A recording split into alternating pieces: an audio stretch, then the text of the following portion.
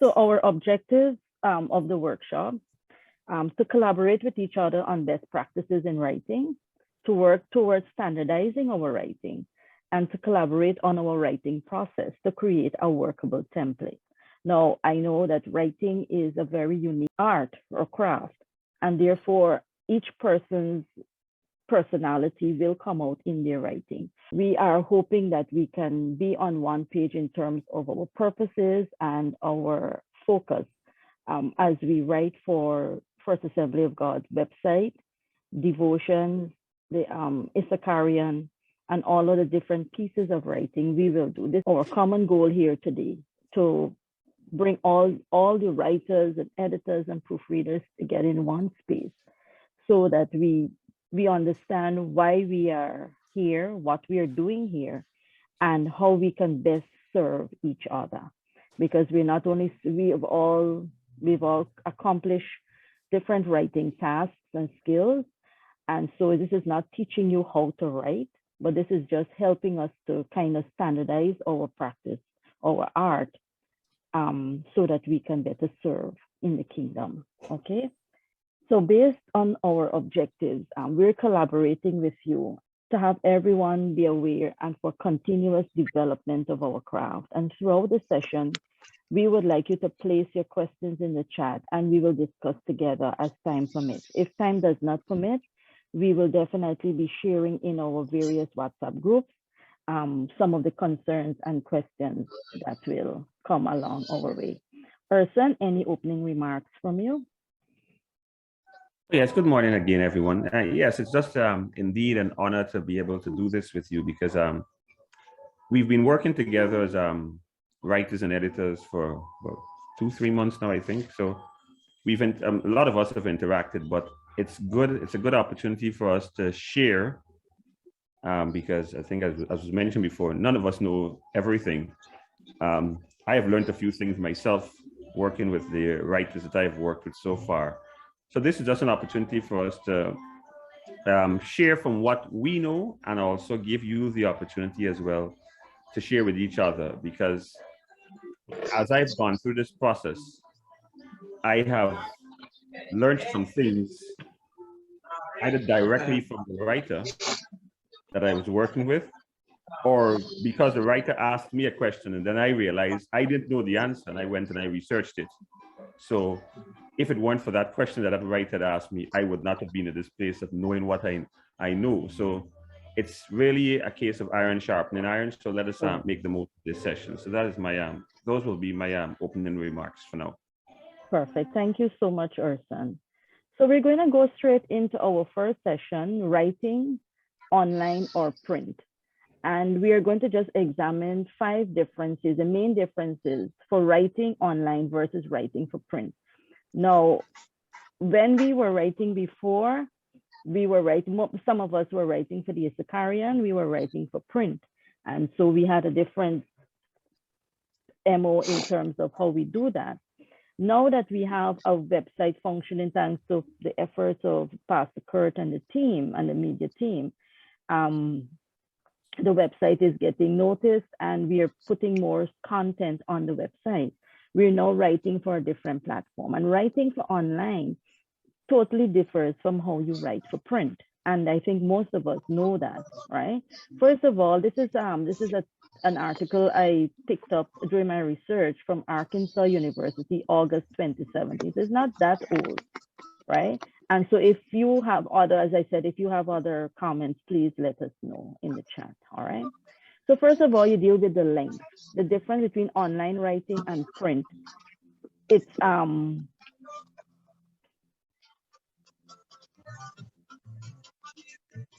I'm hearing some music. Is it somebody? Anybody's hearing? Okay, perfect, it's off, thank you.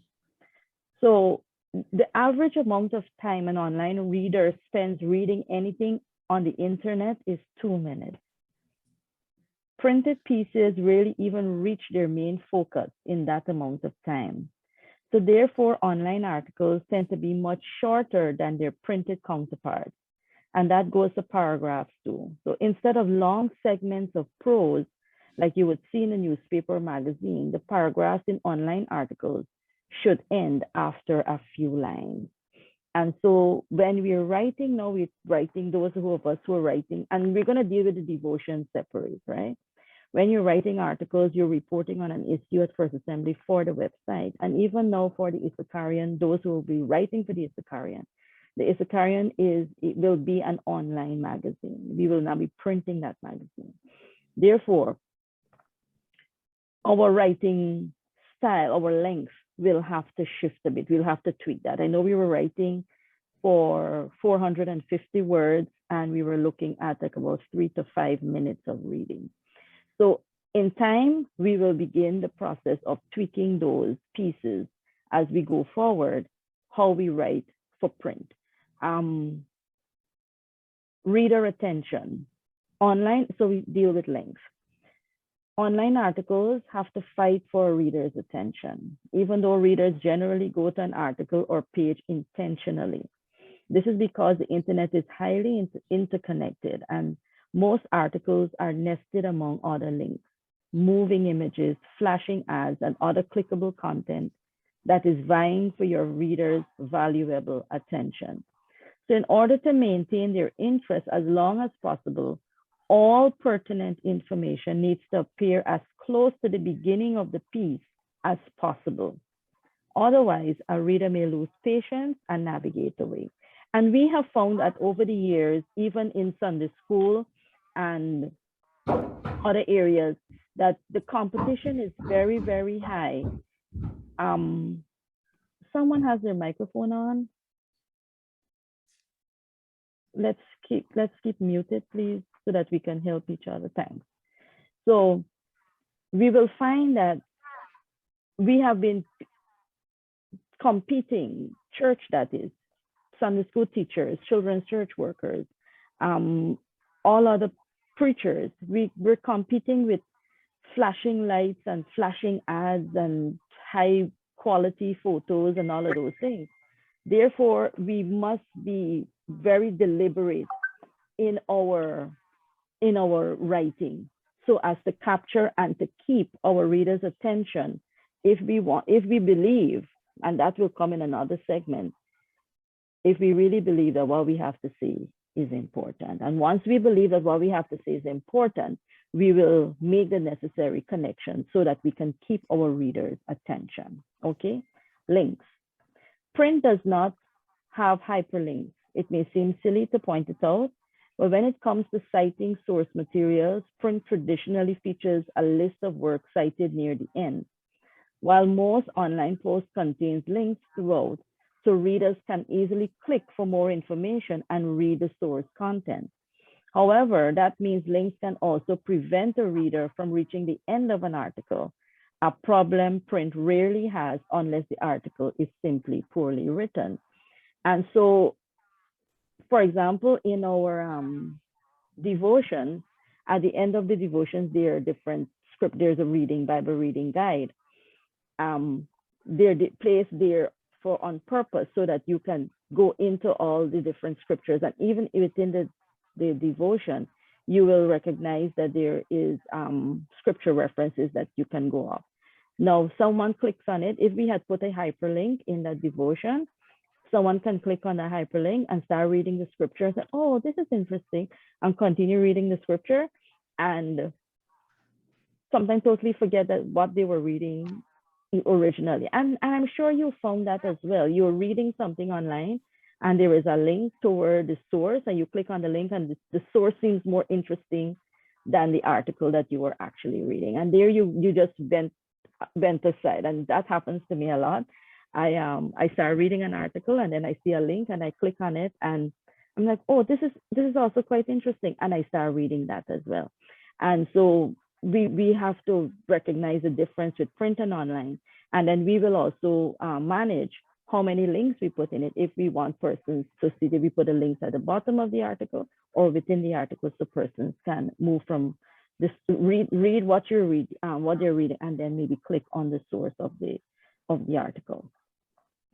Search engine optimization. I found this quite interesting because print does not have to deal with search engines. However, if online writers want people to find their articles, then they must lace them with relevant terms that people will use in search engines. When writing for the web, it remains important to craft a well-written, informative piece. It's the only one left. But no one will find it if What is it the is only one not I have left? optimized for search engines with key phrases and associated links. So search engine optimization. And while doing this research, I found this interesting because it therefore means our writing has to be done in such a way that it is not only relevant to you, the writer, or the editor, or the proofreader, but it must have relevance to everyone, to the globe, because our website it's available to anyone who connects with it. So how is it that someone will find your article if you put words that maybe the regular person, the layman, will not even bother to type in? So therefore, when you're writing your headlines, when you're even words within, carefully choose words. And this will go for the editors as well. This is how I'm being informed as an editor and a proofreader for the website. I have to now look at words that are searchable. So someone puts in opportunity. Is there any article that we have on a website that even has the word opportunity in it? If someone puts salvation, or someone puts lost, or they're words that people are searching for. And there is a website that I'm going to share in the WhatsApp group that tells you what people are interested in. And well, this is, I think it's for the US, but it's also, it can inform us how people are thinking and what words and what interests they have at certain times of the year, at certain places. So you find that as we go into, this is now winter in most of North America and Europe. And as we go into spring, people will be looking for different things. As we go into the different seasons, all of those things must become relevant to us as we write, because we're not writing just for a Guyana audience. We're not even writing just for a First Assembly audience. We're writing for the world audience. And therefore, our writing must reflect who we are writing for, because our audience is very important to us. And then finally, readability. People read electronic media differently than they do print. They scan and search for things that stand out, like bullet points and bold-faced phrases. Therefore, writers must arrange information so readers can absorb it quickly. Subheadings throughout an article help, as do shorter paragraphs, lists, and even links. So here we go back to links again. Okay. Newspapers, magazines, and now even books are available as electronic media online. Not every piece needs drastic change for online publication. However, most articles need optimization for readability. Writing for the web poses unique challenges that print does not, like competing with moving images for reader attention and optimizing content for search engines. But good writers can transform easily between the two media. And so those are the five areas, the differences between writing for online and writing for print. And so since all our writing will be for online purposes, we must take stock or be aware of the differences and how that will affect or inform our writing.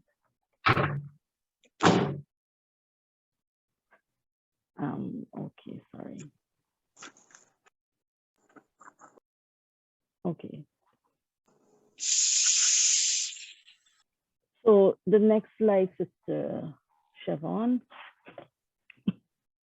Excuse me, Sister Felicia, Pastor Felicia, as you share, could you make, oh, wonderful, you've made me a co-host. So yes, I just did that. I just saw it, yes. And welcome to those who've joined. We've gotten started.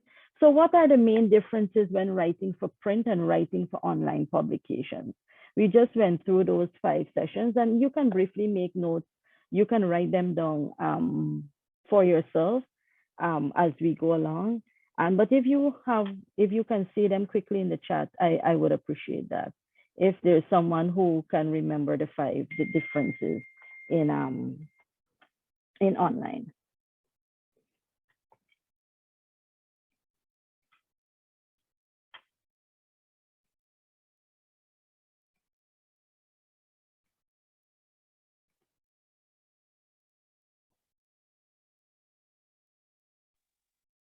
Okay, remember this is a,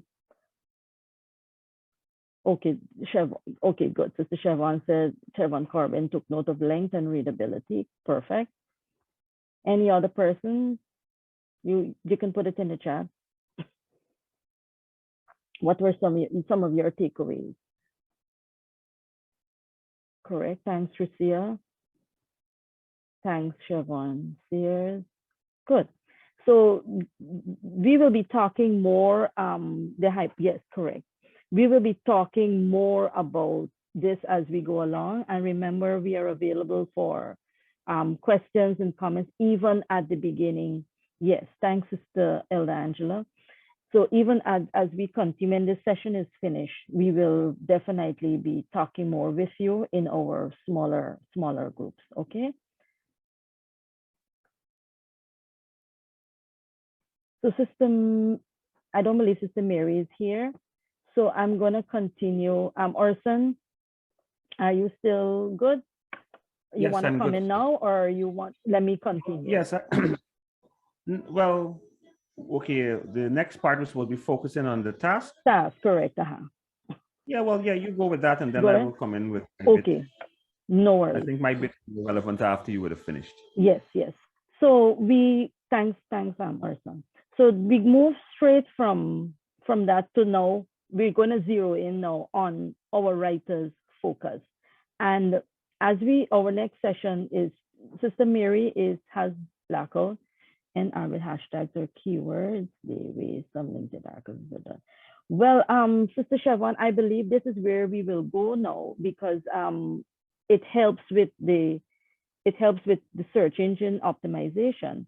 So once we add hashtags and keywords at the end of our articles, and I notice it's being done on YouTube videos as well. So persons looking for particular videos, they can easily be found. Some videos have like about 7 or 8 hashtags and keywords attached to them. So yeah, so we're moving the animation writing because Sister Mary has some challenges with electricity. So focus on the task. This is our third session. So as we think about the focusing on the task, the writing focus, the next slide is the Chevron. In writing, we must be, well, you're seeing it there, alert and cognizant of what we have been tasked with and to write about. Being on task, there are many things to write about in one scenario. However, the headline and what our editor have asked us to write about should be the main focus. Example, say, well, I'm citing this example because I worked with this show. I'm asked to write about Link Show 11, keeping focus on the promotions of the event. You saw the focus, promotions of the event. But instead of doing research on how the event was promoted and explore areas where there were advantages and disadvantages, I began to write about the show.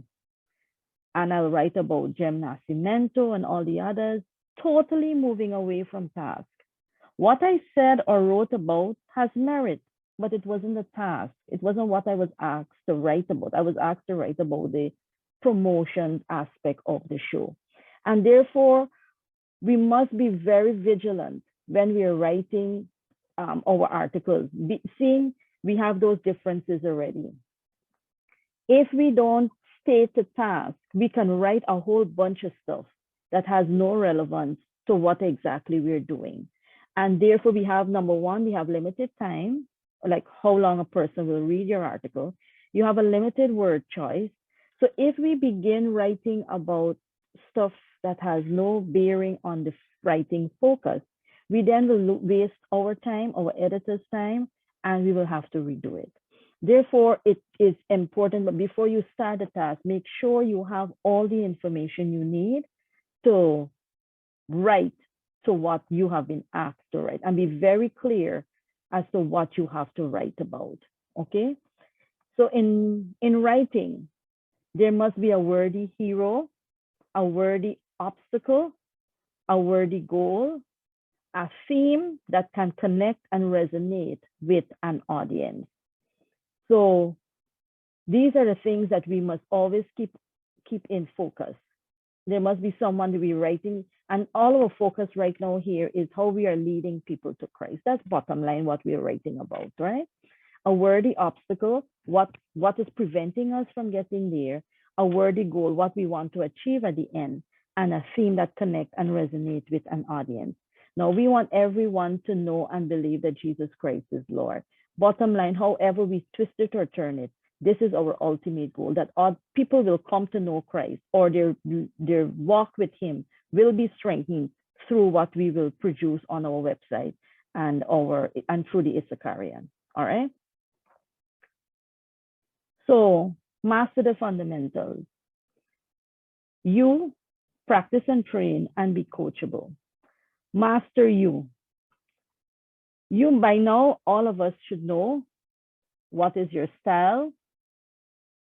Going back to, do I understand the task? Do I need help? Am I too confident in this process that I am messing it up? And these are questions that you, as the writer, you have to ask yourself. Master you.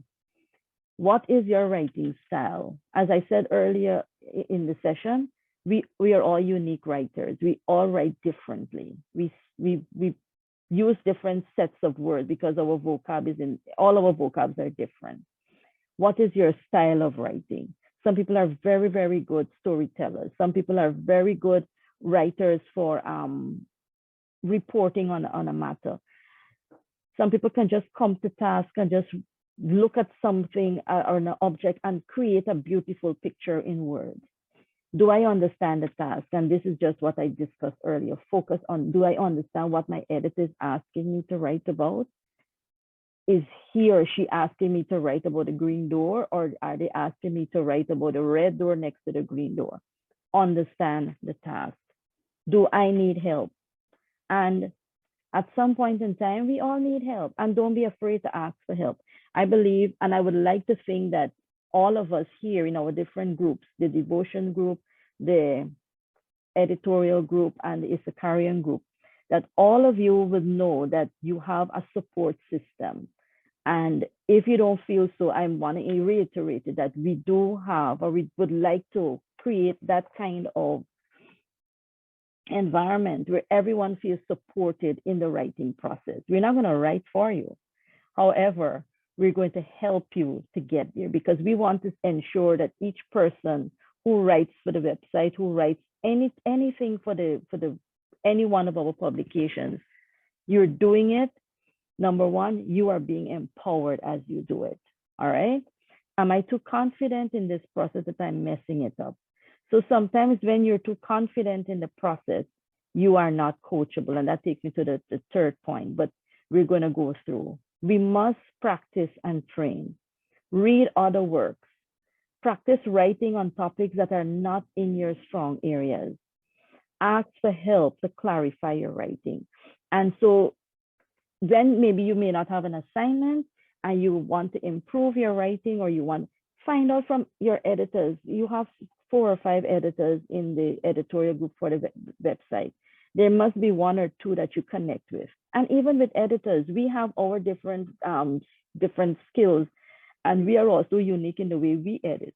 I will not edit the way Sister Vanessa edits, or neither will she edit the way I edit, or Sister Alves, or any other of the editors and proofreaders who are out there. But there will be a common thread running through all what we do. And so we might tighten particular words, or we may not use particular words.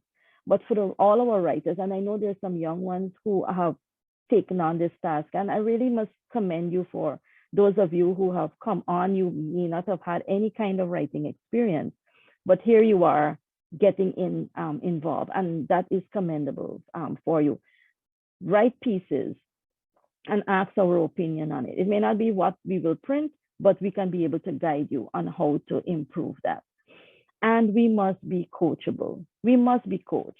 And do not be afraid to ask for help. Write and ask different ones, as I said, to give feedback. Like that, we are beginning the process of better writing.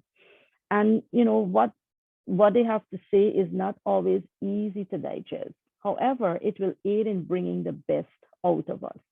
So as we write and as we ask others to come alongside us, we will be improving our writing.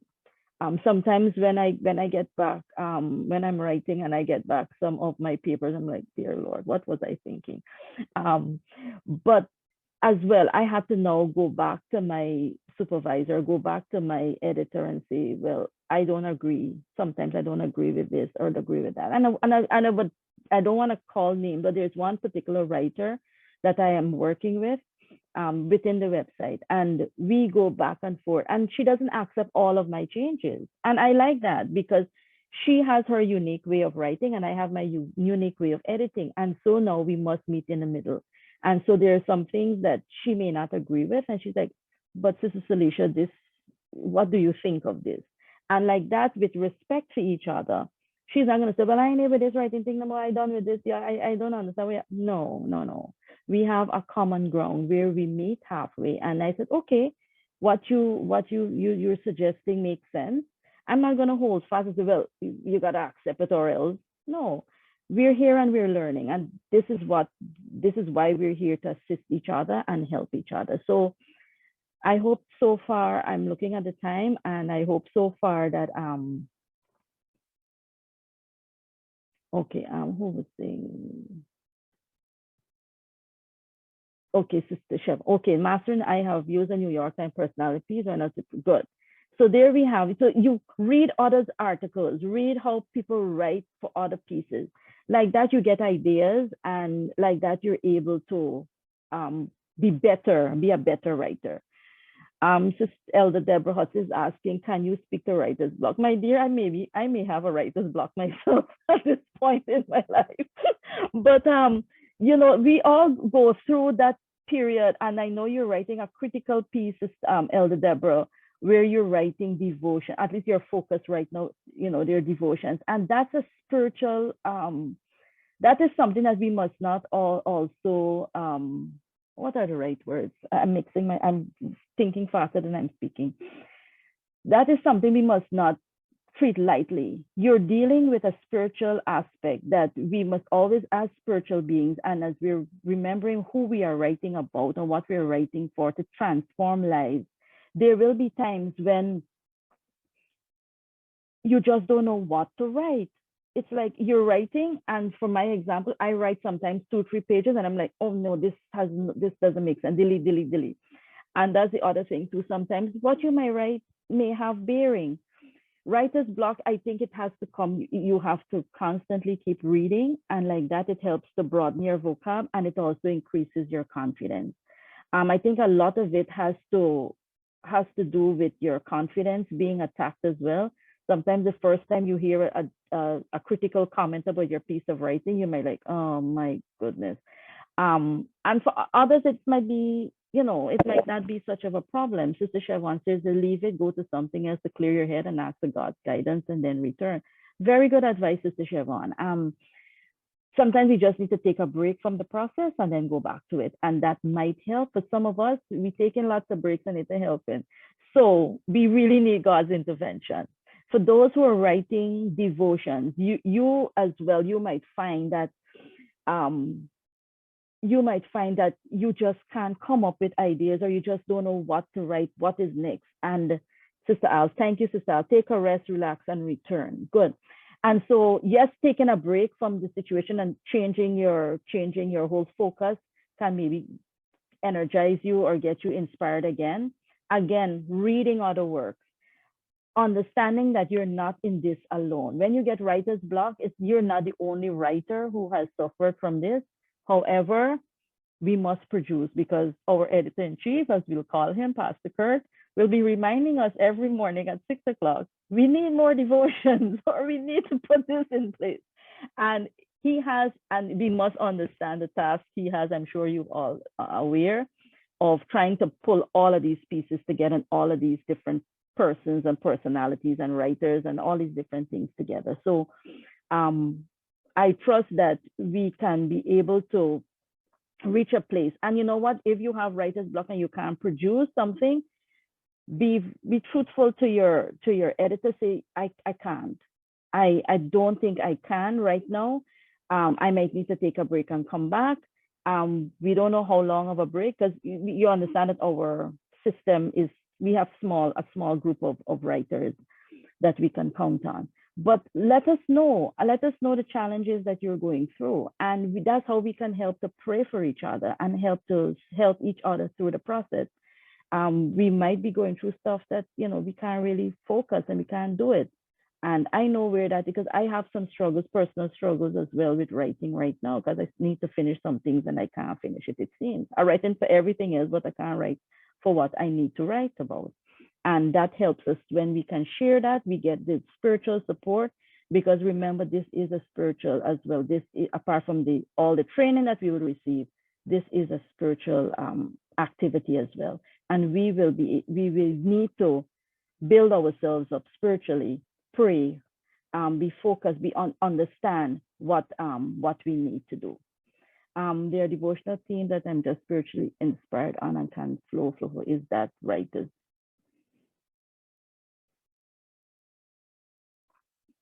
I don't understand the question, Sister Deborah. I don't know if I can unmute you. Could I unmute her? Sister Okay, Deborah. I think I'm unmuted. What is your question? So what I found happening is, like, there's some themes that I can write, like, for all the devotions. I could write 5, 6, 7, because scripturally I'm there, I can get it, but there's some that I'm just not getting it. I'm not being able to flow as the others. So is that writer's block? For example, the theme on celebration, beautiful theme, but then I was able to do one, but like I just don't know how to write on that. But in terms of prayer, in terms of fasting and the other ones, I can do that. I can have experiences that I can give stories, I can give examples to. But then there's some, would you call that a writer's block, where you got to step back? I don't know. I don't know what's happening there, but I take the advice that you would have given, pray, and maybe talk to someone and let them know where I'm stuck. Maybe I don't understand the theme. So I don't know. But I don't want that to happen, because I love doing it. So I don't want to be stuck in that place where I have to be taking time out, and then because you get distracted and you never really go back. Indeed. So okay, I got you. And I don't even know, maybe Ursula or someone else might have some information, because I may not be right. As Sister Siobhan Sears put there, she said it could be your comfort zone. That's where you're comfortable writing. And therefore, while it might be a good theme, it's not your comfort zone where you can flow, where you feel confident. And I think a whole lot of it too has to be with confidence of how you feel about your particular skill or particular topic that you are strong in. And Sister Siobhan Corbin, but I find that celebrating the messy first draft is still a good start. Correct, yes. Even if the first draft is a total disaster, at least you would have had something on paper or a place to start. And it's not like you have a blank sheet. So still write, still put it on paper. And like that, you might say, oh, well, this actually makes sense. And then you can go from there. You might pick something from there that you can start. Tricia? Correct. Thanks, Tricia. Yeah, that's correct. Yeah, so it's your comfort zone, how you feel comfortable with a particular theme. But go ahead. And if I may add, the other thing is that I certainly agree with the whole comfort zone thing. And I guess one of the things we can do to make use of what we may have in our heads at the time is still go ahead and write it. Because especially, and this is especially for the devotional writers, that theme may not be applicable now, but I'm pretty sure that in another few months, that particular theme may actually become relevant. So for like how Sister Deborah was saying, she's flowing in a particular area. Well, hey, by all means, as Alicia said, have a chat with your editor, let them understand honestly the challenges you're having, because I've had them as well. I mean, it happens mainly in the professional sense where you have to write a report. You just can't get started and you just keep putting it off. But then once you get started, when everything just kind of flows and you wonder, well, why didn't I start in the first place? But we all go through that from time to time. So my thing is, if you feel like going in a particular direction, lots of stuff is flowing in this particular direction, then churn it out then. And then at a later point, come back and try to deal with the what might have been your main task at the time. Correct. Thank you so much, Urson. Yeah. So I'm handing over now to Brother Urson, and he's going to take the sessions from here. All right. All right, folks. All right. So Hello, thank you, everyone. oh, somebody speaking? Nicholas? Go ahead, Nicholas. What I find with respect to the devotionals and of course the headline, sometimes what can happen, what happens is that you look at it and then you take time out. And like, to me, like once you talk to God about this particular situation, but the entire subject area, sometimes 2, 3 o'clock, I find like my eyes is just open and he drops something in my spirit. I get up right away, I write, and then I jump back in my bed when I notice that that is it. And then somehow, sometimes a situation happens and you look at it. Let me just give you a quick example. Last night I went to at Humana Yana where they had a display and so forth of persons selling different products and so on. I noticed that they had a concept with regarding a little celebration going on with bar selling banks, beers and so forth. Then for the first time in a long time, I traveled all the way using the Seawall Road. And I noticed, well, first thing I noticed is that nobody knocks any car, nobody hardly anybody wearing a mask at the place. Then I drove all the way from the Seawall from Pegasus straight onto Vicinian Road. And music belting, you have bubbling, you have love making, a whole lot of different things. I call it like a pre-celebration for the curfew, the lifting of the curfew and everything else. So in my mind, you know, I made some comments, and so was my wife and I came home. When I came home, I started studying about the whole concept of celebration and what it means, right? Because this is our 52nd Republic anniversary coming up. And then I relaxed. Wake up early this morning, this thing in my head. Then I started looking at the concept of celebration, what God says about celebration, how it ought to be, and look how man looks at it. And then I start like a marrying process to do like a comparative situation so that I will be able to come to something, as you rightly said, that so that God can become, Jesus will become the hero, because the whole idea basically for the concept of celebration is to ensure that we inform the world rightly what celebration ought to be, although we may celebrate birthdays, national events, and all these kind of different things. And I'm like to know it coming on. Sometimes you might be able to sit on a flow immediately, then sometimes you get it in sets. Then you will be able to put them together. So everybody experiences it, but the bottom line is God caused like little events, little situations, even some things that we might just read and that might bypass, and then at the right time he asks you, you sit down, you just say, write this down, and then afterwards it gels to a perfect picture, and then you present it. But another quick question I like to ask, because I've observed doing research, I'd wanted to know, well, this whole concept of devotional, what it is. And I noticed in some situation they have a structure as to how you ought to go about it. It have like observations, scripture reference, then observations and applications, some sort of thing, a kind of a structure. Then when I examine my colleagues' thing, I noticed, people out of the box. So basically, I want to know, is there a structure? We're not talking about writing styles here, and so forth, but I'm talking about a particular, if there's a structure. And I this research, I noticed that there's a structure in writing these things. over to you. Thank you.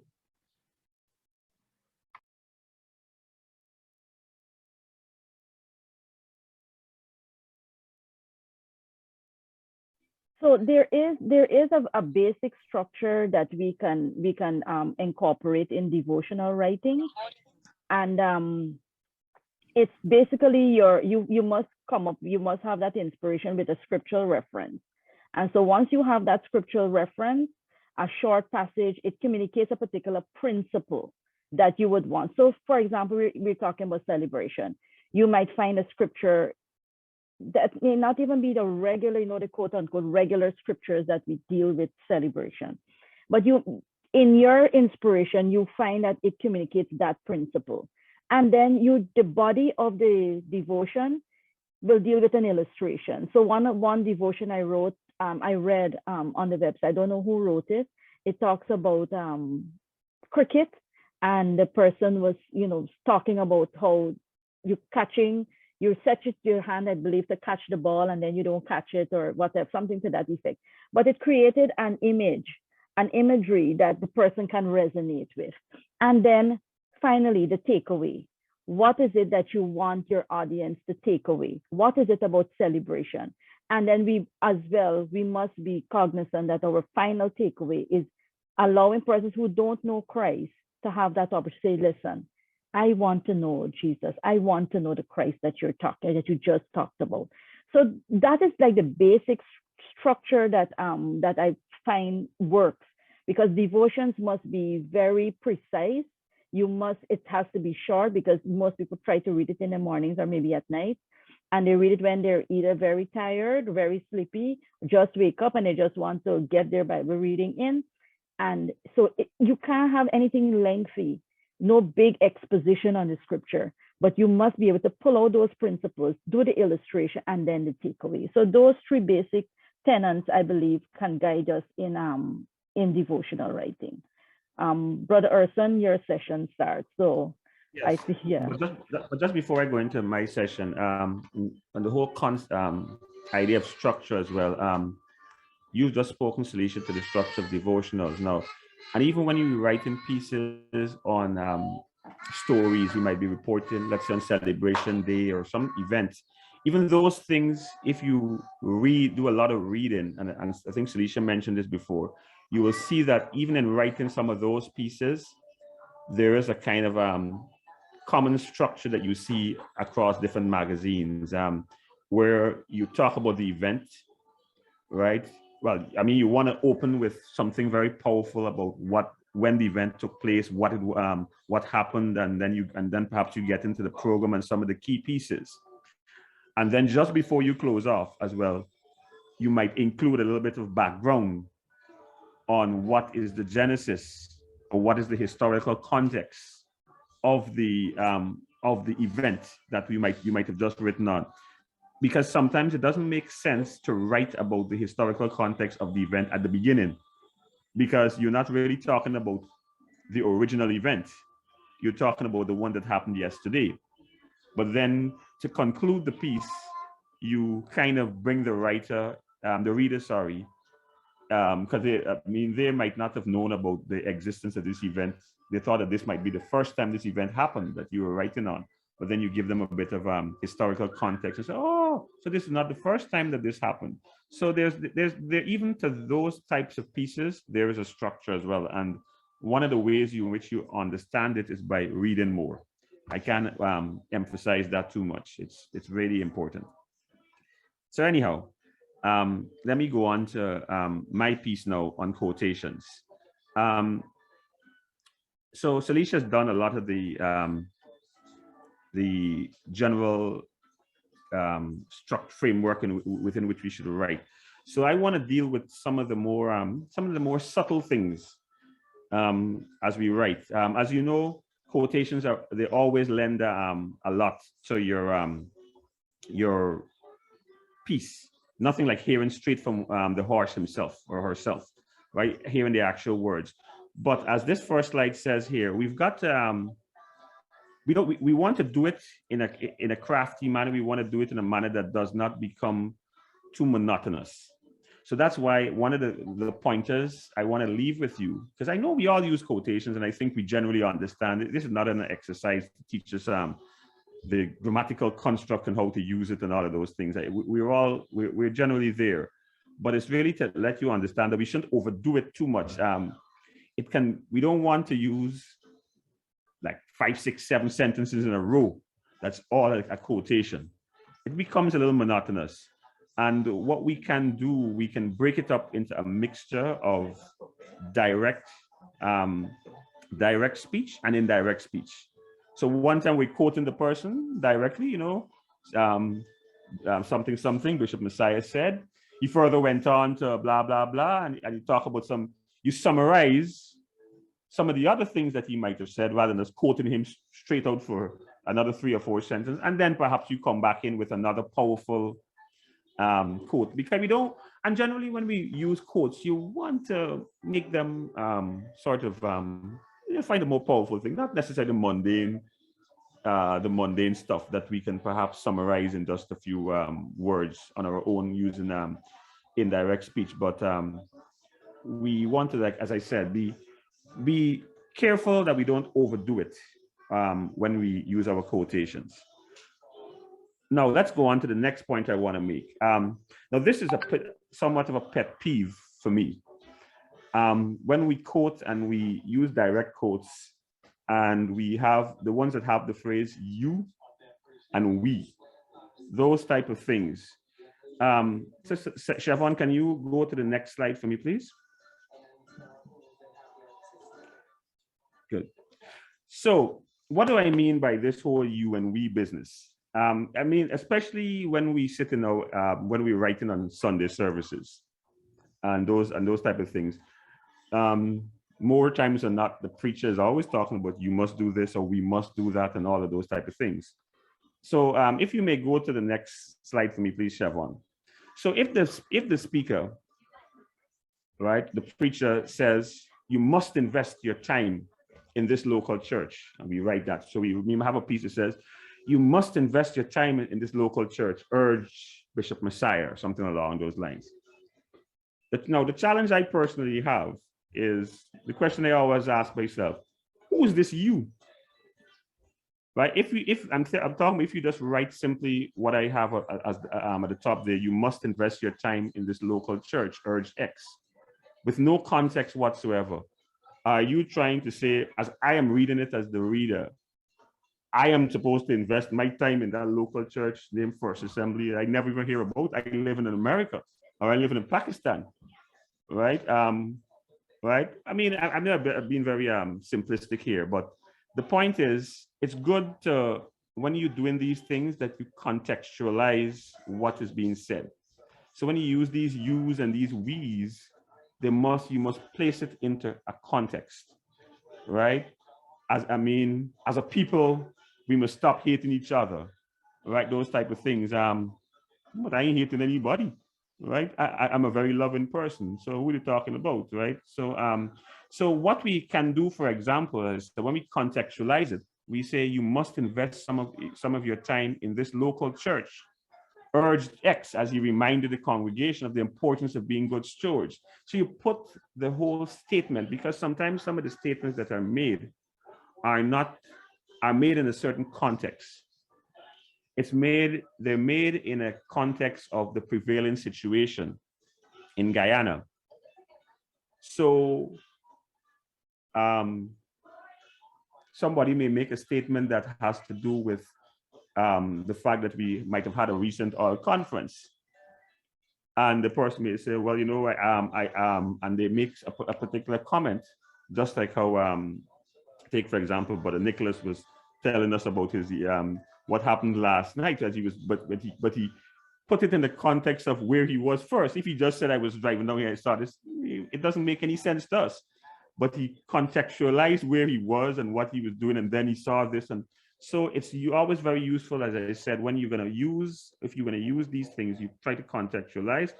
And in the case of this you and your business, when we get back to that, you may either put it in the manner, the structure which you see here, or if you go to the next slide, Sister Siobhan, where you may opt for the indirect approach, where you say, reminding the congregation of the importance of being good stewards, X urge them, and you notice now I've started to change the pronouns before, because we can't say you can't keep the you and the we and those type of things. It's now become them and their, right? That's the other thing we got. So it's not just simply a case of just saying that you must. It becomes that. As people, we must, or something along those lines. We have to. It requires sometimes a change of the pronoun when we move into the indirect speech. So those are just some of the little technical, a little more subtle things that I want to point out when it comes to that you and the we business when we start to quote. Especially, as I said, that would apply especially when we are doing interviews and when we're doing articles on Sunday services. Of course, for devotionals, it's a different thing, because as a devotional writer, you are speaking to the reader.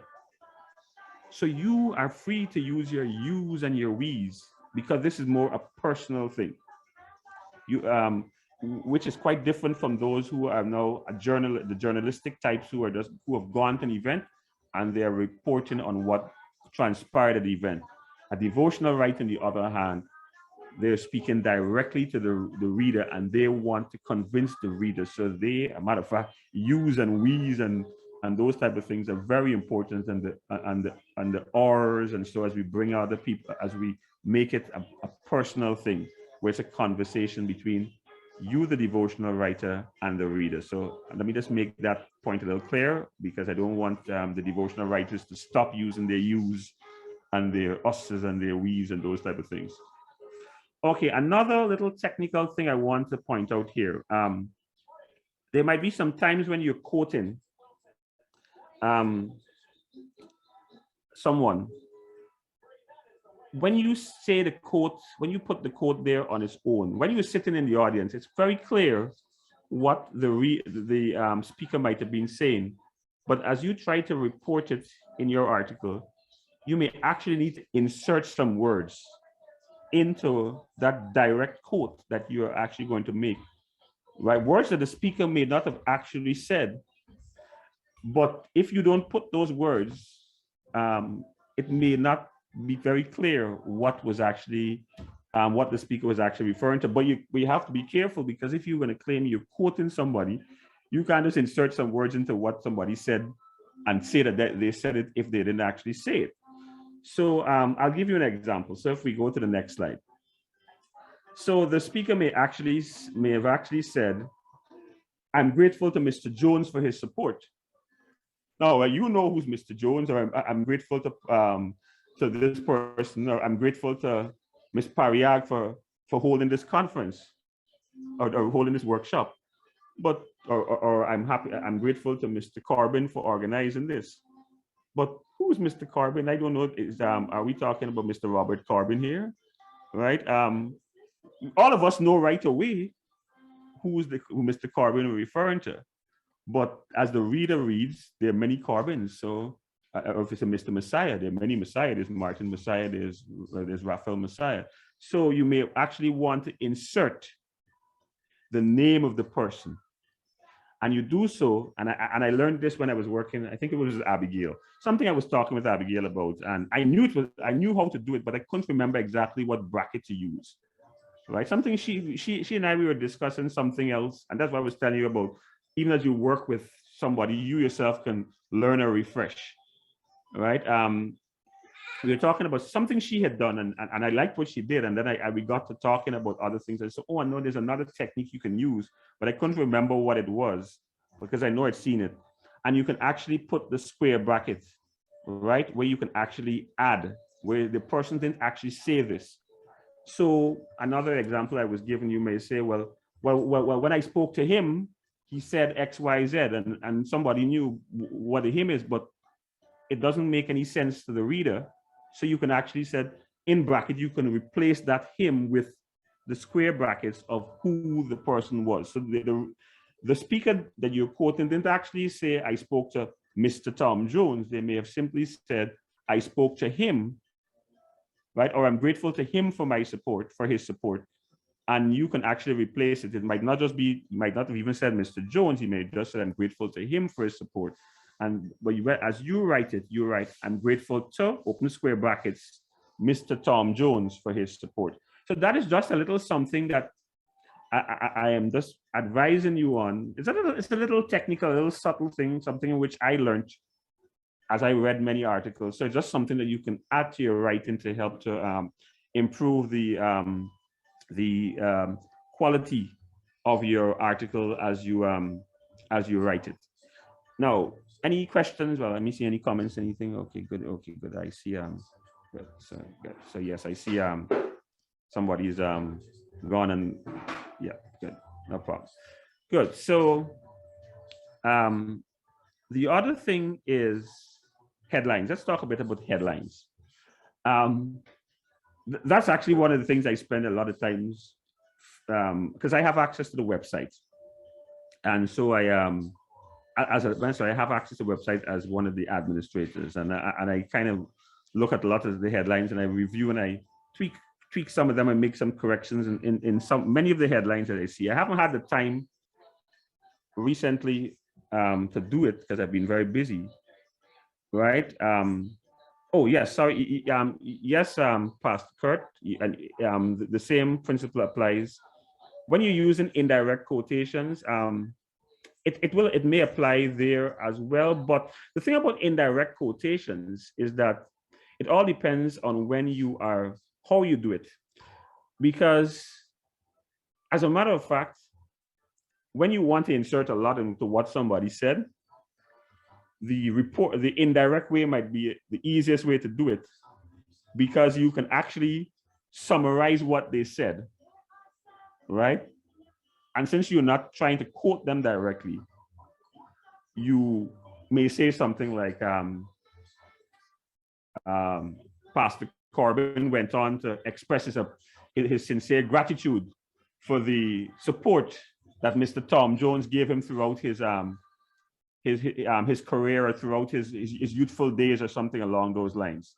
So when you go with the indirect approach, you don't necessarily need to use the square brackets, because like I said, you are not saying that, you're not trying to quote exactly what the person said. You're just kind of summarizing how they summarizing the thoughts that they gave. But thanks for that question, Pastor Kurt. Actually, I meant to address that, but I forgot. So I'm glad that you reminded me. Okay, yes. Yeah, so going back to headlines. So when we write our articles, I think Celicia mentioned it early at the beginning. Online reading, well, in any newspaper, even with a newspaper, even the hard copies, what do you do? The first thing we do, we look at all the headlines. We decide if this looks like a good article to read in the first place. So we skim through, and I think some of the magazines, especially the tabloids, they know how to do it. So for example, our main sensational newspaper in Ghana, everybody knows the Kite Show News. So you always grab the people with the headline. You see minister cuts funding to something, right? And you say, well, let me go read this. And then you read the thing, and then you read the thing, and then you read the article, and you realize the article misled you completely.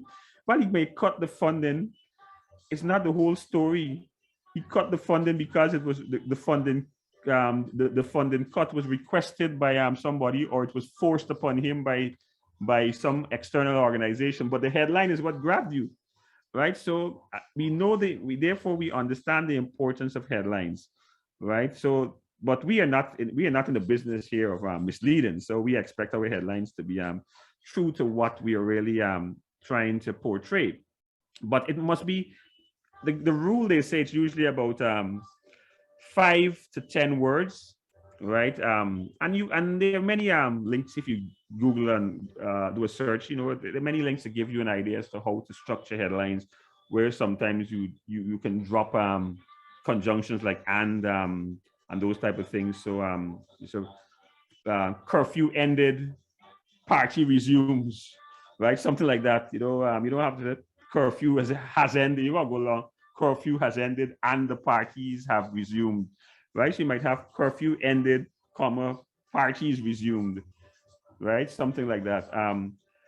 So you write your headlines and they try to capture the user's attention, right? And or alternatively, they may actually be a pull quote from the piece, the person that you or the event that you might have been reporting on. The main speaker or somebody may have made a profound statement that you feel that captures nicely what it is that you're writing about. So you may use that, and then you have a little small byline, and you attribute that to Dr. Hudson or somebody like that, So that's another style which we can actually use when we do our headlines. So, but what I want to talk, okay, so that's my first thing about the headline. But what I want to talk about is another thing that sort of, you always got these things that nag you when you look at it. It's the rules. There actually are rules for headlines. I didn't know about it, to be honest. I remember back in the days when I used to download my music MP3s, and I used to spend time naming all my songs and those things. I used to just type in all the names. I spent always doing those things. And I thought, for me, I don't know about the rest of you, but I thought when you just named everything was capital letters. That was my way of a title. That was my idea of a title. I never recognized, I thought all of my books, to be honest, that every word started with a capital letter in all the titles of my books. I was convinced that was the case until I learned that there are rules as to what words you capitalize and what words you don't capitalize. And then I started looking at my books and I realized, yes, indeed, you don't just capitalize everything. I don't know how many of you were aware there actually are some rules. Of course, depending on which style you use, APA or otherwise, they have different, they have some subtle differences, but in general, there is some agreement for most of what you see I have written down here. That if you look, for example, at even my title that I have here, notice 4 is the only thing that is not capitalized in the title for my slide. And there's a reason for that, because as I've written down here on the slide, in terms of the rules, you use the uppercase letters for the first letter of all nouns, all pronouns, all verbs, all adjectives, and all adverbs. But you use lowercase for the articles, the articles, the, a, and. I think there's only 3. So the, and, and a. I think those are the only 3 articles that we have in English. I think they got any more. And conjunctions, right? And I just give you some examples of conjunctions, and, but, yet, and also prepositions, things like to, on, up, those type of things. You normally use lowercase letters for them, except, with English, there's always an exception to every rule, except if those words are the last or the first words in the headline. So in other words, if you're going to start your headline with the, and, a, or a preposition, or start or end, sorry, we never will end with the, and a. But if you might be ending with prepositions, or you ending with, well, you're never going to end with I guess you could end with a conjunction. Well, yeah, unlikely to be ended with a conjunction, right? But unless they're the first and the last words, you do not capitalize those words. And so I know it might sound a little complex, so I try to break it down a little bit. So if you go to the next slide, I brought the rule down into a little simpler way of putting it. So the default thing is think this way: capitalize every word. So capitalize the first letter of every word, except, right? I prefer to learn it this way, right? Except, I know the articles, like the conjunctions and the prepositions. And you notice I have a little thing in the bracket there: short conjunctions, short prepositions. Because there's a little dispute or a little disagreement. Some people say for short prepositions, you don't capitalize them, and they define a short preposition as 3 letters and below. So out for, and those type of things, you don't capitalize them. But if they're longer than 3 letters, you capitalize. There's some dispute over those. So I want to make much fuss about that particular thing. So, but remember, these rules don't apply in terms of the non-capitalization of headlines. They do not apply if the words appear at the beginning or the end of the headline.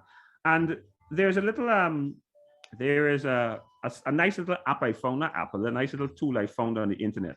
Don't change this one as yet, Siobhan. There's a nice little tool I found on the internet that allows you to, that does some capitalization for you. I'll paste it in the chat if I can remember, if I can, do I have it here? Yes, it's called Capitalize My Title. You know, you can go and play around and, but don't use it as yet though, because I have a little quiz that I will do shortly. So I don't want you to be cheating using it for the quiz. But then, well, how dare me say that? I don't expect any of you to cheat. We're all good Christians. All right.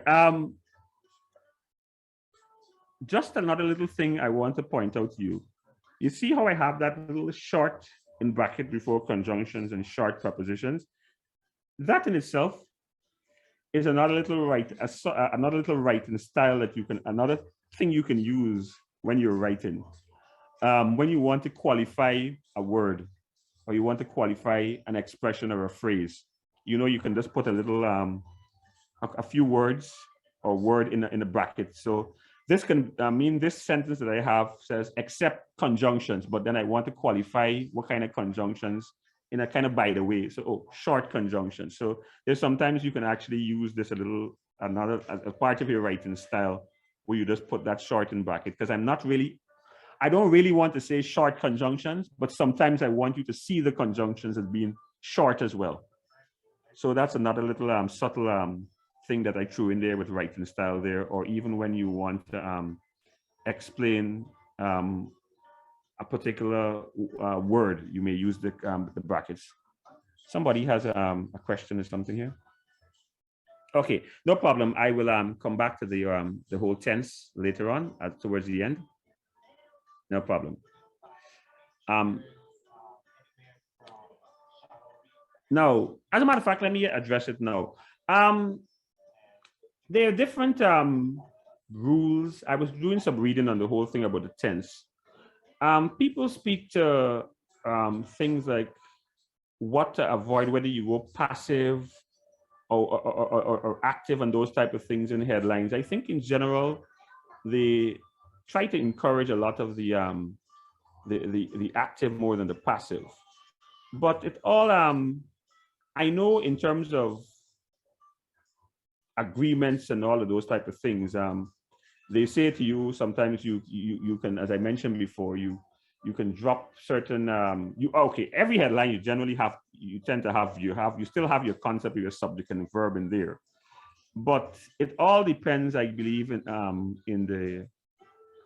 the context and in terms of what it is you're writing on, in terms of the tense, right? But as I said, I know one general rule they speak about is that you try to keep your headlines active and those type of things, and you try not to make them too commanding, right? I don't know, Salisha, if you wanted to add anything on that as well.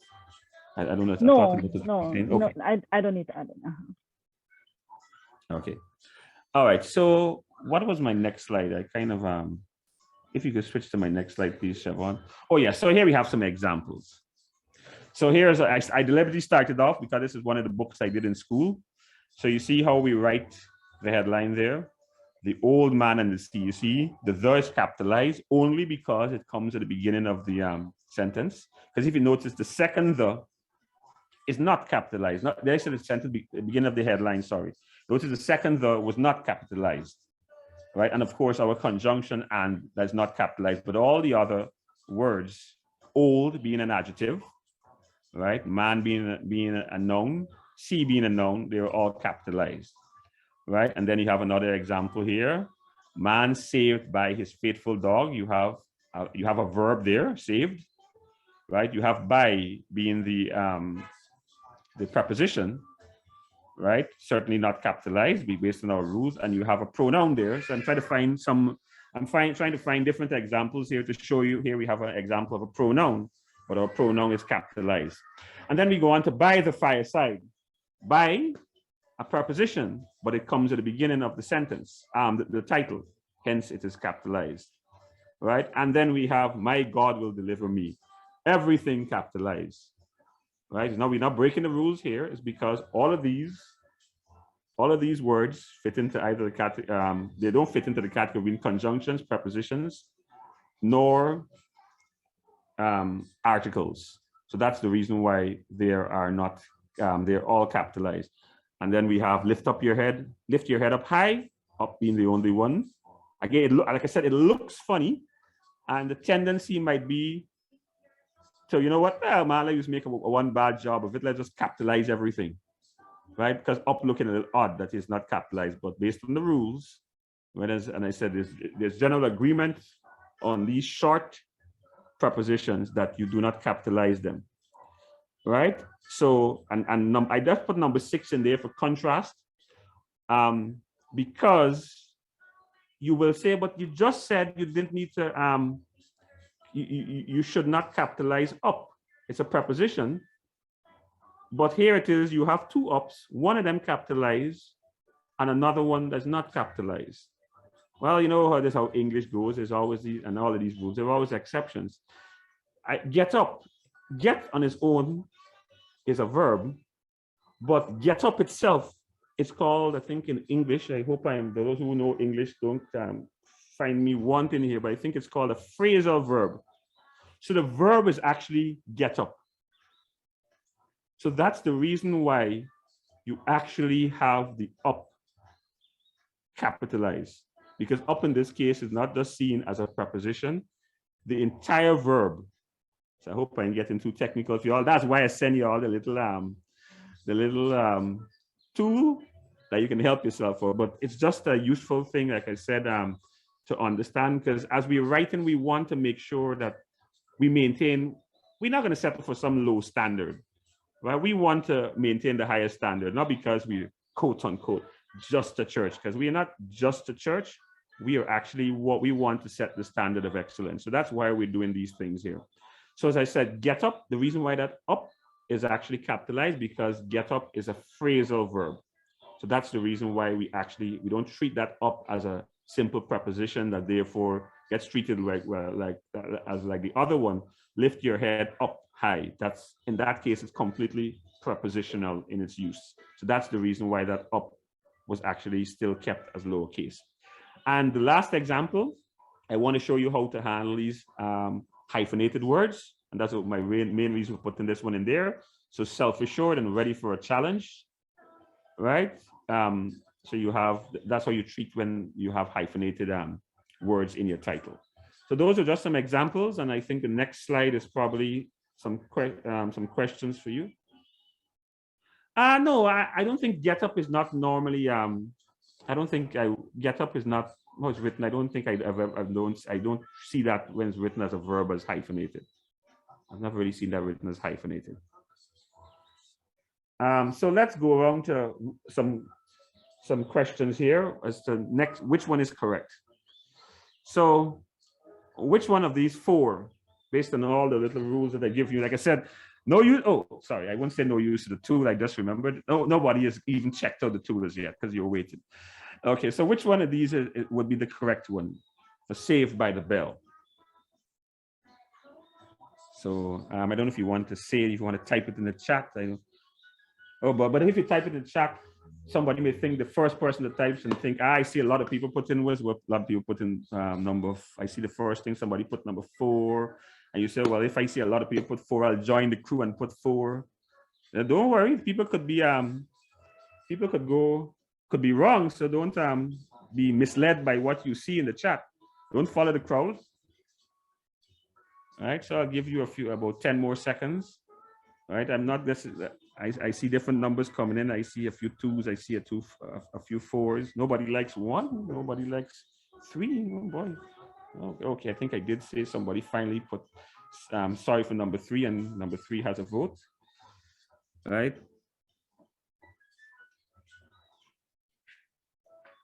All right. So the general consensus, I would say, right? Well, I would say general consensus based on all the rules that I saw, right? The correct answer would, but Kurt, 1, 2, 3, 4. You see the kind of man that picks everything, huh? Yes, I know he's being funny. The correct answer, based on all the rules that I have seen, would be number 2. The reason is, remember we talked about articles and prepositions, right? I deliberately threw in I put in a few red herrings there to make them look a little familiar. Not familiar, a little correctish.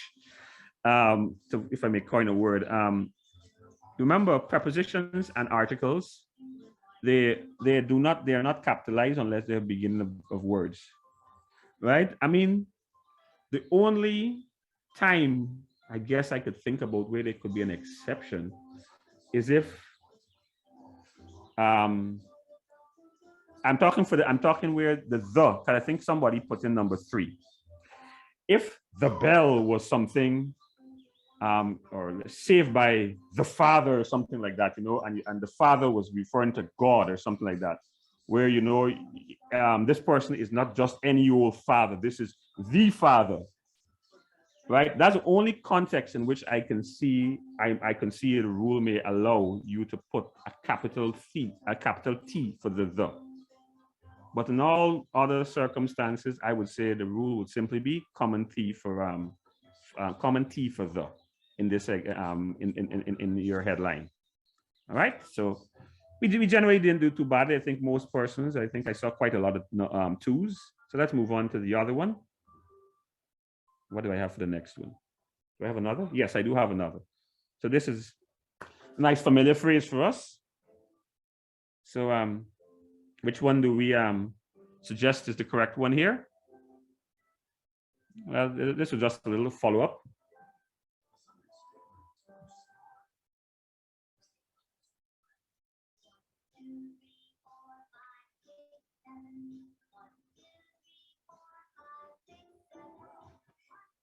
Oh.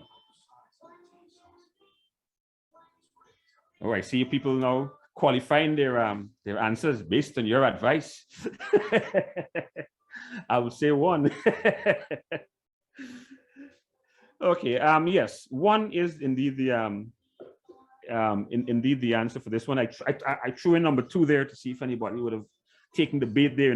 Capitalize my first letter, capitalize my last letter. I'm sorry, capitalize my first word, capitalize my last word, but nobody took the bait on that one. All right, so I have 1 more to do before I close off. Which one is correct?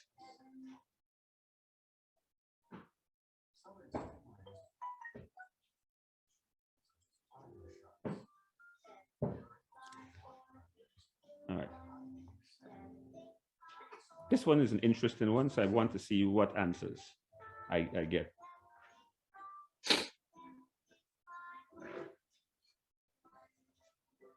Okay. All right. So I see a few 2s. I see a number 1. All right. Finally, a number 1. 2. Okay. So generally 2. I see a second one. Yes, I like this 2. All right. Good. So and good. And I see finally, I'll stop with I see Siobhan coming with a full answer. Right. Good. Now here's the thing about it. In this particular instance, I won't make a fuss. For the simple rule that I said to you, that there is some disagreement as to whether how to treat with these long prepositions. In this case, from certainly fits into the category of being a long preposition. I believe if you go with APA, I think APA may actually capitalize fallen from grace, right? And as in the from, they may actually capitalize that, but other standards do not, because they go for this short preposition, long preposition rule. So I am not going to make a big fuss about this one. And I deliberately threw this one in there. You always got to throw in one of them that, is an, well, both of them are actually right kind of thing. All right. So, so this one here is, like I said, I've seen both standards accepted. So I'm just sharing this with these little bits with you, because I know a lot of you write your articles and you just put your headlines down there, and your devotional writers, for example, I know a lot of you have your things, your articles, and you have lots of headlines, and you put in sub headlines as well. In the case of the people who write in the pieces, the various articles. So I thought that this would be a very useful thing for us to make sure that as we put our titles to our pieces, whether it be devotionals or whether they be news pieces, that we try to apply the rules correctly. Because as I said, the whole idea is we are trying to do what we do with excellence. All right, we're not going to be just too casual in our service here. So I think that closes off my little bit that I'm going to do. So thank you very much. Thank you very much, Brother Orson. And we're going to move quickly into our final session. And a picture is worth 1,000 words. Remember, again, as I told you, we're going to go quickly. However, this information is available to everyone, and we will be able to be available to you if you need clarifications going forward. So while at this point, we are not selecting our photos for our articles, we just wanted to drop it in here because it's important as a writer how your writing is, what image is associated with your writing. And while at this point, you're not making that, for your devotionals example, an image is selected to go alongside your devotion in the morning. However, you can always communicate with Pastor Kurt if you think that that image does not fully represent your article. And so we can look at that. But we wanted to put this here so that you can become aware of the importance of an image associated with your article.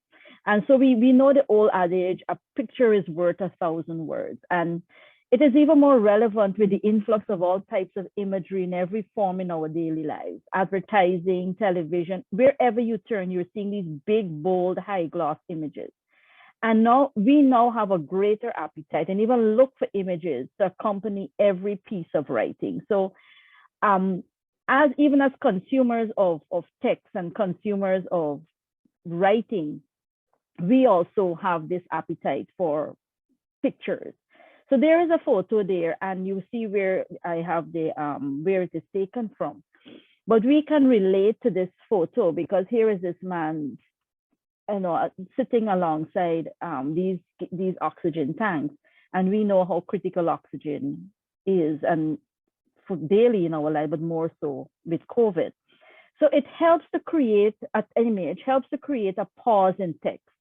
Nobody wants to read a long, uninterrupted stream of copy. And this is something that has evolved over the years, because I remember reading books without photos, without pictures. But now with what is happening with the influx of imagery and pictures and television and all and the internet, there is now a greater appetite. People want to see images. It links your points. Pictures keep the reader interested in continuing with the copy meaning your written piece. And if you've just read a paragraph and now there's a picture with a caption hinting at what your next section is about, it keeps you concerned and learning more, right?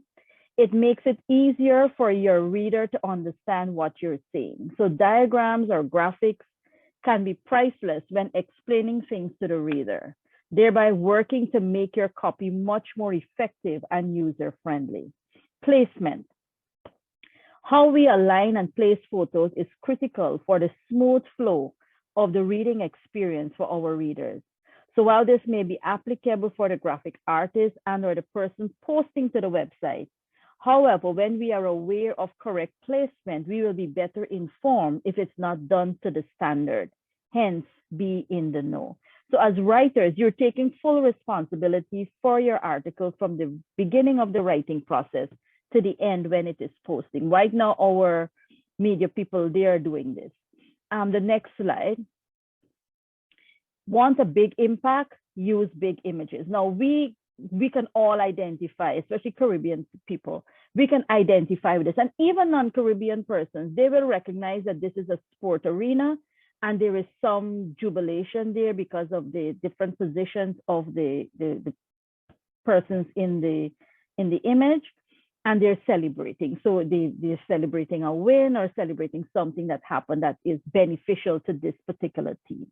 So while the image will not replace text, it will create enough impact to tell your story. And why does impact matter? You want to keep your readers' interest.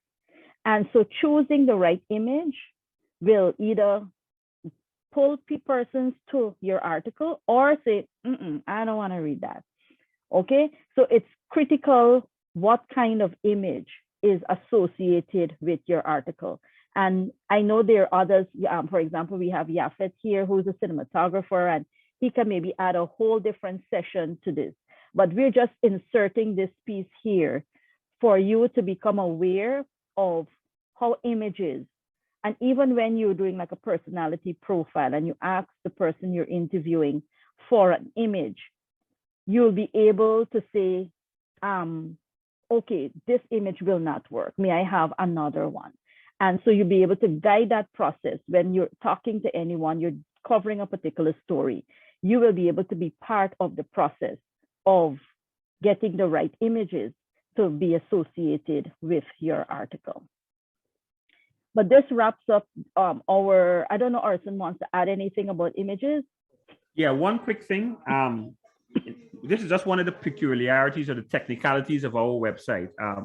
When we're doing articles, or especially personality pieces, we generally try to get at minimum 2 images.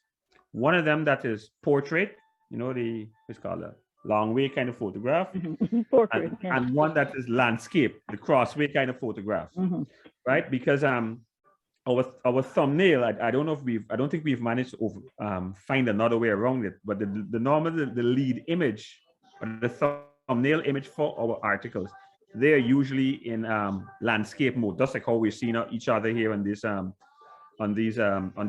Zoom meeting. So it's normally in that kind of mode. So it's usually a little bit of a challenge to get a photograph that is in portrait mode to fit into landscape. So that's why we normally ask that when you are contacting your the person that you're featuring, that you get both a landscape photograph as well as a portrait photograph. We tend to put the portrait one into the body of the article. And of course, we would when you're doing pieces on like personality pieces, for example, it's always very useful to get a photograph of the person in their element, right? If they're a singer, you get one when they're singing. If they're an artist, you get one there when they're painting or something, that kind of thing. Or if they own a supermarket, you get one of them in their supermarket, or one of their supermarket, that type of thing. If we want to make, as Celicia said, the pictures draw people in. I mean, just take yourself back to the days when you used to read your little books when you were small. You always enjoy the ones that had the pictures, right? Okay, yeah, that's all I wanted to add. Okay, thank you so much, Brother Orson. And as we conclude, these are just some reminders to my closing comments before I invite Pastor Kurt for his closing. Again, a big thank you for everyone who joined us this morning.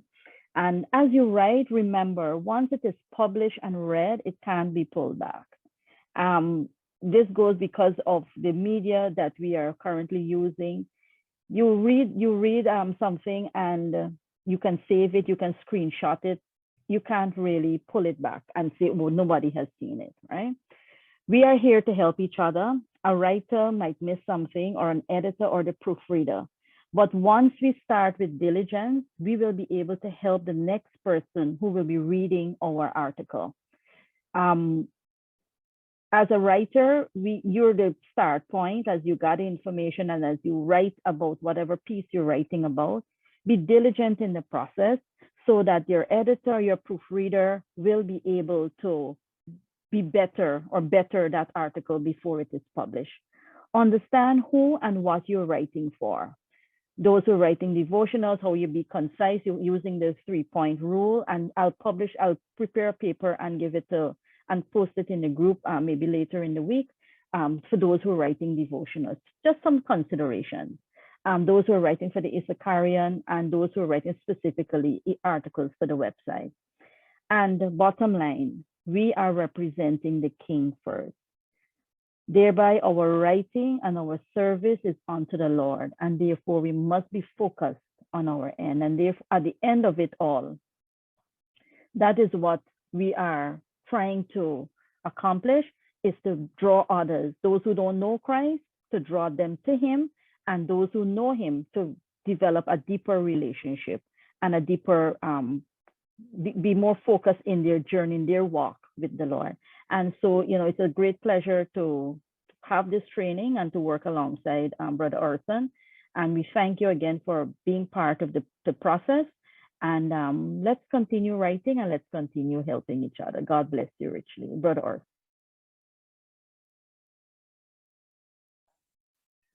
Yeah, just let me just add my little bit quickly. Just to reiterate, for me, it was great doing this again. And I look forward to working with all the different writers. I've only had the honor of working with 2 so far, right? So I eventually I will get around to some of the others. And actually, no, I think I've worked with 4 of you already, because I just remember, while officially I might not have been editing for, I've only officially been scheduled with working with 2. I've worked with many others, even within the same period. So I've worked with at least 4 of you so far, and it's been a learning experience for me.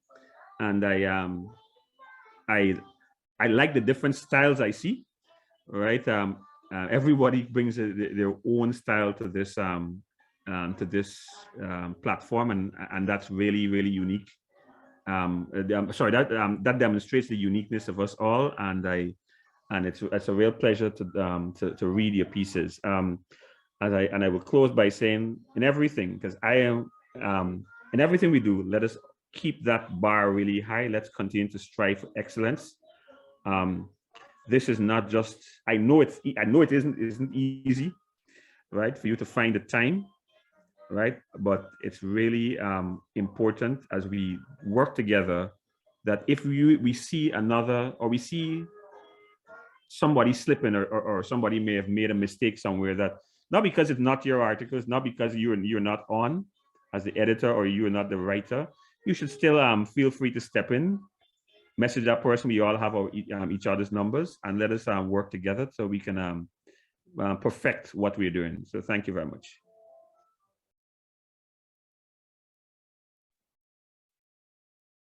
Pastor Kurt, closing remarks.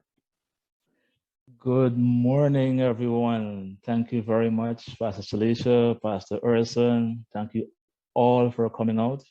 And yes, it was indeed an excellent session. Sister Mary is now logging in. I heard you said she had blackout earlier. Yeah, she just said that she just texted and said that her electricity just returned. Let's see what happens, but we will close off, and maybe we can do her session at another time. Mm-hmm. Okay, so thank you everyone for coming. And it was fun and free. It was for free. This is Debbie, you gotta watch you, man. You like the freeness. Next is Pastor Salisha. Next year or later in the year, they got pay a stipend. All right, she enjoyed the freeness, being like the wind up and no more. Thank you for the heads up, Elder Deborah. Thank you very much. Now, the thing I want to leave, one of the things I would like to leave with all of us is, it is a very cool thing to be a writer. It is a very cool thing to be a writer. That is by Brian Hutchinson. He is also a writer, wrote about the book, Elder Deborah, Writer's Doubt. Your question earlier, but it's a very cool thing. He said in all of his doubts that he had, it is a very cool thing to be a writer. And I want to agree with him. Where do I want to agree? Almost all of you who've given feedback so far to me personally, you found writing exciting. And almost all of you are first-time writers. And we've come a far way from November the 15th, I think. Yes, the 15th, I think we started. I was supposed to check it, I didn't check it. But I know it's the middle of November. We've come a far way from November the 15th. And most of you, if not all of you, articles and devotions. The devotion started at the 1st of December. On the 1st of December, I'm aware of that. So articles and the devotions, we've come a far way. And I know from your feedback that this statement is true. It is a very cool thing to be a writer. So let's embrace this. The youngsters in our group that have used here. I haven't seen Martin and Jediamon. Jediamon has a class this morning, and Martin maybe is working. The world is open to you. When you have been a writer for your church magazine or your church website for 5, 6, how many years, this can open doors for you. The writing is a very cool thing, as Brian Hodgkinson said. It can take you so far. When you write, you're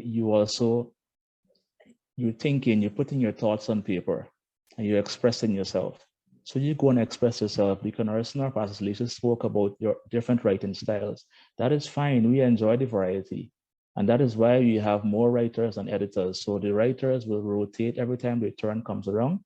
They'll go with another editor. An editor will be exposed to writing style, and the writer will be exposed to an editor editing style. So we're all learning. Trust me, we're all learning. All the feedback from the writers to the editors to the proofreaders, we've all learned. People personally even learned new words, including myself. So it's a cool thing. It is indeed a cool thing. So let's stop this cool thing. Let's get a block for this cool thing. Let us push on and let us continue. As it relates to devotion, I was thinking about free-flowing devotions, but I don't think it will work. The team is a better team. And as Deacon Harrison said, if you have, if there's a little bit of intimidation or a little bit of block on a certain team, write what is on your heart. We've had other writers who were already doing that. And guess what? If you check our schedule, I found a place to put those devotions that they sent to me. Some, I think one is in June, another one is in October, and I think one is even in December. But that's how they were feeling at the time, and they wrote that. And I looked at the themes that we have upcoming for the rest of the year, and those devotions are already slotted in there and waiting. So if you have a devotion on your heart that is really burning, don't wait. As Deacon Harrison said, you get it out there, get it to us, and we'll find the correct month when to put it in. However, this must not come at the cost of not fulfilling your contract for this month. Remember, we have a Bible reading guide, okay? So if we miss one day, Celestis can't read our Bible for the year. She's only going to miss 1 year out of our 365 days. So it's very important that we fulfill every day of the month. And if needs be, we will add more. I've been given 2 more names, but let's see how this set is working. It's not to the best as yet. I'm trusting this session. This is why we have this session. This is why I wanted this session since early in the year, but everyone was busy. They're busy, but they coined out this little 2 hours for us. So I'm trusting after this session, everyone, article writers and devotion writers, will be better equipped because you've been exposed, you've been taught, and the guiding principle from Deacon Harrison, which I substantiate, is read. Right? That's the only way we can learn and develop. Read. It even goes to the technical guys who are not here. See how someone else has uploaded an article, what they did, how they created and used their initiative, and we can do the same. Look at another article. Oh wow, and dovetail that with your writing style, with your personality, and so on and so forth. As it relates to devotion as well, from March we'll be having voiceovers or voiceover. So you can be sitting in your car and you'll be able to listen to your devotions.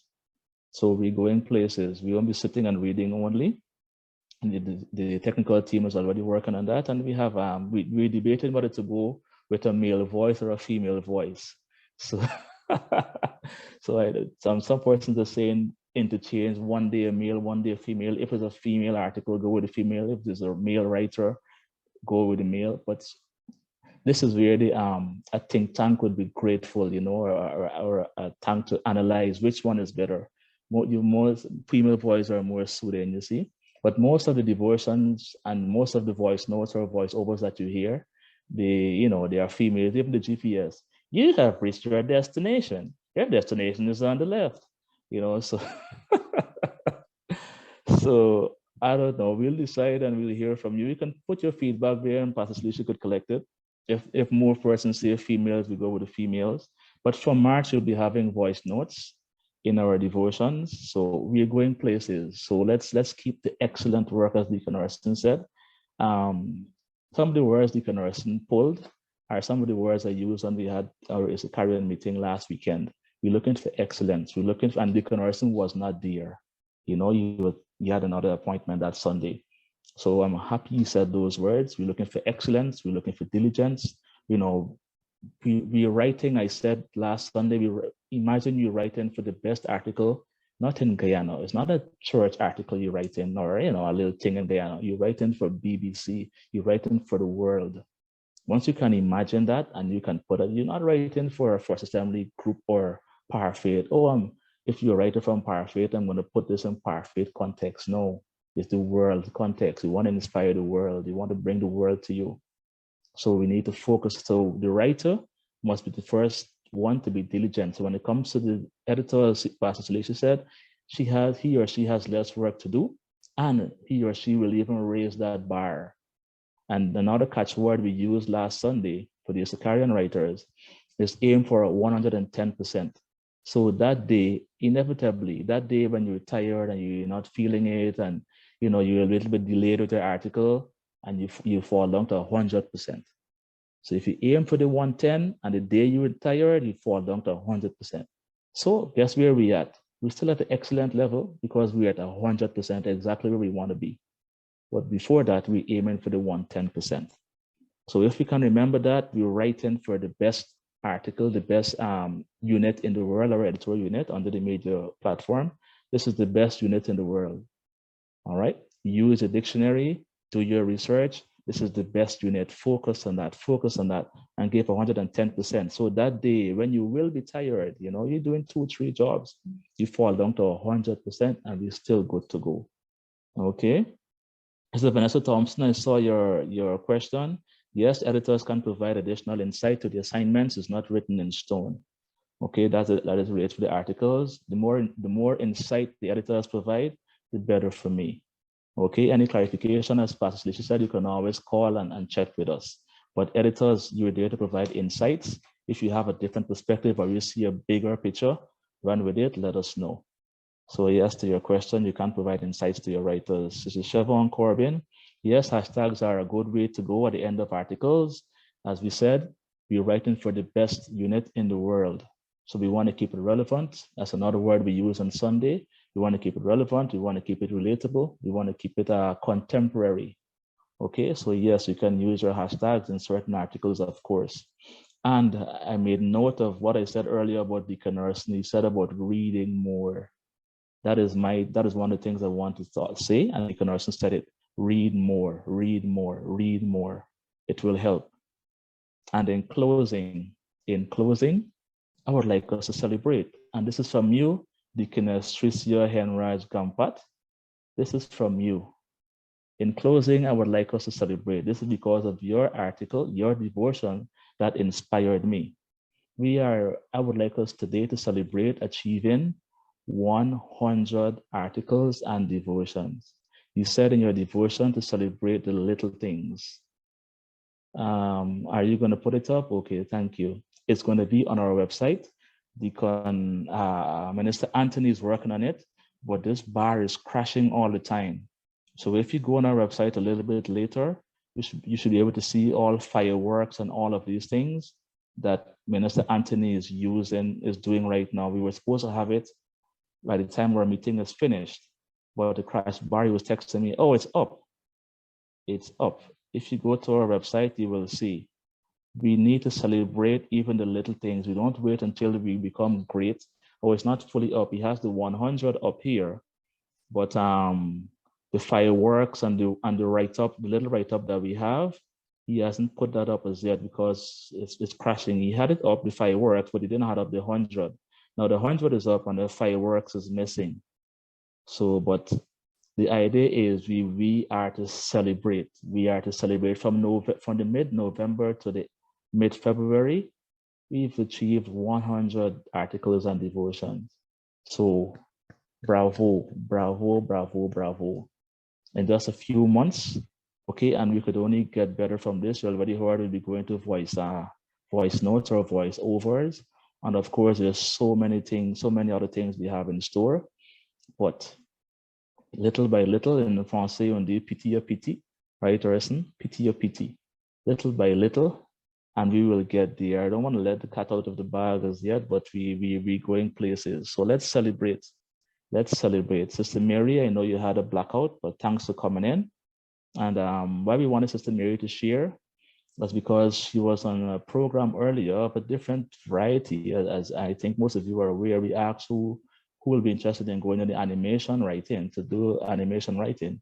And Sister Mary was the only one who raised her hand. So she was on that program, and I'm sure we wanted to hear what she learned. But because of time and because of the blackout issue, we'll schedule you for another program. But whenever we share training programs, we'll be very happy if more persons can volunteer to go. And everything is online these days. You don't have to go and sit physically. So thanks for coming in still, Mary. It shows your diligence. I don't know if you have anything you would like to say before we close off. But that is it from my part before I hand over back to Pastor Salisha to close us off. So thank you once again, Pastor Salisha, Deacon Harrison. It's been an excellent program. I saw the feedback in the chat. And please continue to be diligent, and let's continue to serve together. Amen. I guess we can hear from the participants as well in any 1 minute, 2 minutes come back to an observation. Thank you. Thank you, Pastor Kurt. And again, thanks for your time this morning. I did indicate to Sister Mary that it's being recorded, and we will be able to share the recording with those who missed today's session, as well as her session. We will try to schedule it for another time. We have some other training coming up, and she may be able to have an extended time where she can share. And maybe we can bring others in, like Sister Jubilante and all the others who maybe were part of that training session. But thanks again for your time this morning, and thanks for being part of this session.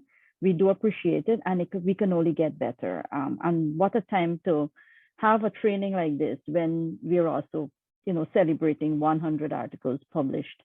That is indeed a great milestone for us as a fellowship. So again, kudos to everyone who were part of that process. Well, we're going to close in prayer, and I am going to ask Deacon Urson to close us off in prayer. Yeah, he's still here. You can close us off in prayer, and we look forward to hearing more from you. God bless everyone. Our God and our Father, we thank you for this wonderful last couple of hours that we have had here. Holy Spirit, you were faithful, even as this training coincided with this momentous achievement that we have made 100 articles and devotions, oh Lord God.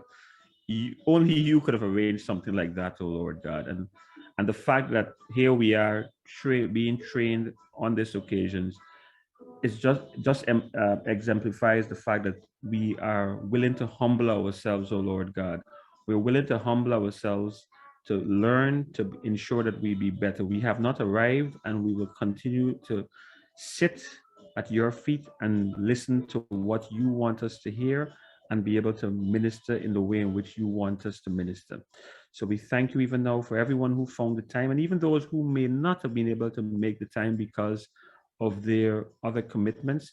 We thank you for their service to our Lord God, and we pray that as they review the recording, that they too will be able to benefit. And we pray that what we learned today will just be the start. It will take us to the next level. And even as we continue to have more programs in the future, we will grow to be better and better writers, editors, and in the end, the quality of the website, the quality of the Izakarian, and every other product that we will produce will be excellent. So we thank you even now, and we pray that even as we go about or the rest of our business for this day, you continue to be with us. In Jesus' name we pray. Amen.